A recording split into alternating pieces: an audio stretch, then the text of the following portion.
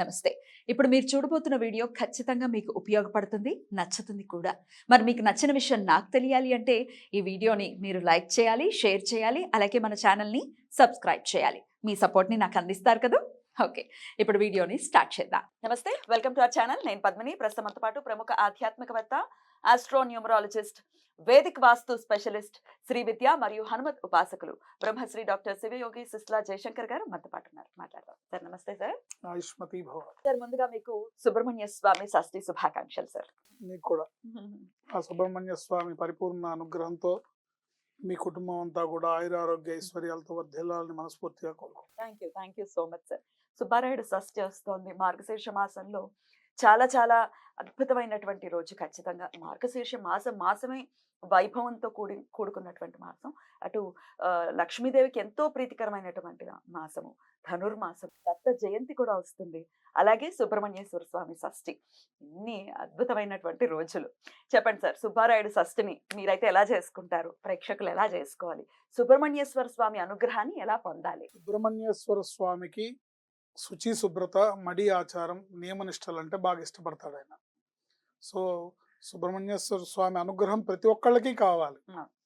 మనం ఆరోగ్యంగా ఉండాలన్నా ఆయన అనుగ్రహం కావాలి, మనకు సంతానం కావాలన్నా ఆయన అనుగ్రహం కావాలి, మన సంతానం వృద్ధిలోకి రావాలన్నా ఆయన అనుగ్రహం కావాలి, మన సంతానానికి వివాహ యోగ్యత రావాలన్నా ఆయన అనుగ్రహం కావాలి, మళ్ళీ వాళ్ళకి సంతానం కలగాలన్నా ఆయన అనుగ్రహం కావాలి.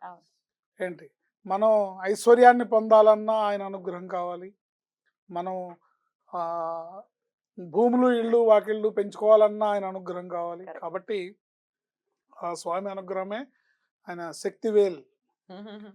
ఏంటి, శరవణ భవ, శరవణ భవ అంటే ఆయన పలుకుతాడు. సో చూడండి, ఆ స్వామి పేరు తలుచుకుంటేనే అక్కడ దారిద్ర్యం దరిదాపుల్లో ఉండదు. అందుకే చూడండి, తమిళన్స్ ఎక్కువగా మురుగా మురుగా మురుగా అంటుంటారు. సో అలా ఆయన్ని పట్టుకున్న వాళ్ళు ఎవరు కూడా అంత పెద్దగా ఇబ్బందులు పడుతున్నట్టుగా అనిపించదు. దాటేస్తారు అన్ని ఆయన చిరునవ్వుతోని, ఆయన వేలాయుధంతోనే ఆయన తీసేస్తారు. ఇకపోతే ప్రత్యేకంగా రేపు వచ్చే సుబ్రహ్మణ్య షష్ఠి, ఎవరి ఇంటి ఆచారం ప్రకారం వాళ్ళ సుబ్రహ్మణ్య స్వామి పూజ, దాని గురించి నేను ప్రత్యేకంగా చెప్పేది ఉంది. కానీ కొన్ని విషయాలు, ముఖ్యమైన విషయాలు అందరికీ తెలియనివి కొన్ని మీ ఛానల్ ద్వారా పంచుకోవడానికి నేను ఇష్టపడతాను. సుబ్రహ్మణ్య స్వామికి తృప్తి పొందాలంటే ఆయన పూజా పునస్కారంతో ఆయన దేవాలయంకి వెళ్ళడం, నమస్కరించడం, పూజ చేయడం ఇవన్నీ ఒక ఎత్తు. కొంతమంది పుట్టలో పాలు కూడా పోస్తారు, వాళ్ళ ఆచారం ప్రకారం వాళ్ళు ఉంటుంది.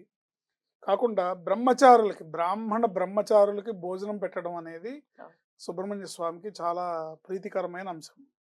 సో దీనికి గాను మోటివేట్ చేస్తూ, ప్రజలందరినీ మోటివేట్ చేస్తూ, అందరికీ సుబ్రహ్మణ్య స్వామి అనుగ్రహం కావాలని కంచి ఇప్పుడున్న పీఠాధిపతులు విజయేంద్ర సరస్వతి స్వామి వారు సహస్ర కుమార భోజనం అని ఒకటి కార్యక్రమాన్ని తలపెట్టారు. ఆ రోజున అంటే ప్రతి సంవత్సరం చేస్తారు, కంచిలో చేస్తారు. ఇంతకు ముందు ఎప్పుడు కంచిలో జరిగేది. సహస్ర కుమార భోజనం అంటే 1000 మంది బాల బ్రహ్మచారులు భోజనం. సో వాళ్ళకి భోజనంతో పాటుగా అర్ఘ్యపార్ఘ్యాదులు ఇచ్చి, వస్త్రాలు, పళ్ళు, ఫలాలు ఇచ్చి వాళ్ళని తృప్తిపరిస్తే సుబ్రహ్మణ్య స్వామి సంతుష్టుడై అనుగ్రహాన్ని ప్రసరింపజేస్తాడని నమ్మకం. సో ఆయన ఏం చేశారంటే, ఇంతకుముందు కంచి మఠంలో జరిగేది, తర్వాత ఆయన ఆంధ్రప్రదేశ్లో కూడా ప్రతి ఒక్క వేద పాఠశాలలో ఉన్న వేద విద్యార్థులందరికీ కూడా ఒకేసారి పొద్దున్నే సుబ్రహ్మణ్య స్వామి ఆరాధన, పూజ, అభిషేకాలన్నీ చేసేసిన తర్వాత కుమార భోజనం అని చెప్పి ఆ విద్యార్థులందరికీ భోజనాలు మడితో పెట్టడము, వాళ్ళకి వస్త్రాలు, ఇంకా ఇతర వాళ్ళకి ఆచమాన పాత్రలు, వాళ్ళకి పుస్తకాలు, ఇంకా మీరు ఏమైనా వాళ్ళకి ఇవ్వచ్చు అన్నమాట. ఏది అవసరమైతే అట్లా వేద పాఠశాలలందరికీ కూడా వారు మెసేజ్ ఇచ్చి సహస్ర కుమార భోజనం. ఇప్పుడు ఆంధ్రప్రదేశ్లో ఉన్న వేద పాఠశాలలో ఉన్న విద్యార్థులందరూ ఒకే టైంకి పూజ పూర్తి చేసి ఒకే టైంకి భోజనం కూర్చొని ఆ టైంకి భోజనం చేయాలి, అందరిది ఒకేసారి భోజనం జరగాలి అని ఒక సిస్టమ్ ఇంప్లిమెంట్ చేశారు last year, before last year. Um. అంటే అన్ని పాఠశాలలు కలిపి ఒక 1000 మంది విద్యార్థులు ఒకే సమయంలో భోజనం చేయాలి అని పెట్టారు. బాగుంది. ఏంటి ఉమ్. 1895 మంది విద్యార్థులు అయ్యారు ఆ సంవత్సరం. బాబా బాబా. ఏంటి అట్లాగే లాస్ట్ ఇయర్ కూడా జరిగింది. 2000 పైచీలకు 2500 3000 మంది విద్యార్థులు జరిగింది భోజనం. ఇట్లా ఇప్పుడు ఈ సంవత్సరం కూడా జరుగుతుంది. సో ఎవరైనా సరే వివాహంలో జాప్యం అవుతుంది, మాకు ఇబ్బందిగా ఉంది అన్న వాళ్ళు తీసుకెళ్ళి పాఠశాలకు తీసుకెళ్ళి కందిపప్పు, బియ్యము, మీ శక్తి కొలది నూనెలు, పప్పులు, బెల్లాలు మీరు ఏమి ఇచ్చినా కూడా పాకంలాగా. స్వయం పాకంలాగా అంటే ఉమ్. భోజనాలు తీసుకెళ్ళి మీరు పెట్టడానికి కుదరదు కదా, కుదరదు అది కదా. మడి భోజనం కదా, అదే. వేద విద్యార్థులు కదా. ఉమ్. సో ఈ గ్రాసం ఉమ్. ఇస్తే ఉమ్. చాలా అనుగ్రహం లభిస్తుంది, సుబ్రహ్మణ్య స్వామి అనుగ్రహం లభిస్తుంది. మిగతావన్నీ అందరూ పూజలు, గుళ్ళకి వెళ్ళి దండం పెట్టుకోవడం, ఇవన్నీ పరిహారాలు అందరూ చెప్తారు. కానీ కంచి విజయేంద్ర సరస్వతి స్వామి వారి మెసేజ్ ప్రకారం ఇట్లా కుమార భోజనం అంటారు. ఆ రోజు బాల బ్రహ్మచారులకి భోజనాలు పెట్టారు. రైట్. మీకు శక్తి ఉంది, మీ ఇంటికే పిలిచి కొంతమంది బ్రహ్మచారులను పిలిచి వాళ్ళని ఇతోధికంగా మీరు సత్కరించి వాళ్ళకి కావాల్సినవి పెడతామంటారా? పెట్టచ్చు, తప్పులేదు. కానీ వేద విద్యార్థులకి భోజనం పెట్టడం, వేద విద్యార్థులకి ఈ సుబ్రహ్మణ్య స్వామి స్వరూపంగా అవపోసన పోసుకొని భోజనం పెట్టడం అనేది అది చాలా మహత్కార్యం అన్నమాట. ఎందుకంటే ఒక వేద విద్యార్థి కనుక భోంచేస్తే 100 మంది బ్రాహ్మలు భోంచేసినంత సమానం.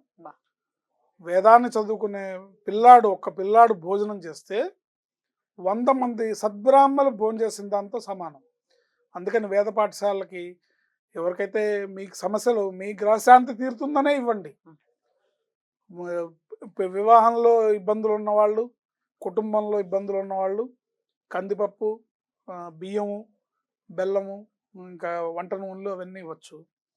అట్లాగే సంతానం కావాల్సిన వాళ్ళు, సంతానం కావాలి, సత్సంతానం కావాలి అనుకున్న వాళ్ళు, సంతానాభివృద్ధి జరగాలని కోరుకునే వాళ్ళు, మీ సంతానం వృద్ధిలోకి రావాలి, మీ వంశాభివృద్ధి జరగాలని కోరుకునే వాళ్ళు ఆ వేద పాఠశాలకి మీరు పాలు, పళ్ళు, పూలు, కూరగాయలు ఇలాంటివి ఇవ్వచ్చు.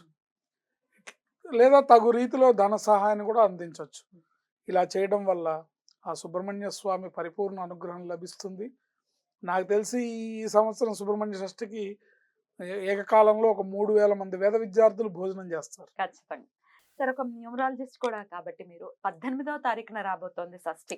దీన్ని ఎలా చూస్తారు సార్? 18వ తారీఖు రాబోతోందంటే ఇప్పుడు 18 న్యూమరాలజీలో అంటే 9వ నంబర్కి సంకేతం. 18 న్యూమరాలజీ ప్రకారం నెగిటివ్ నెంబర్, అంటే ఇబ్బందికరమైన పరిస్థితులు. అంటే ఏవైతే మనం కుజగ్రహ దోషం వల్ల ఏర్పడే కష్టాలు ఏవైతే ఉన్నాయో అవన్నీ 18వ నెంబర్ వల్ల వస్తాయని మనం అనుకోవచ్చు.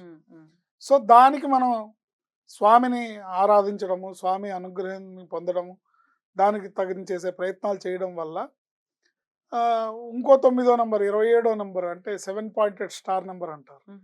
27వ నెంబర్ అది 9.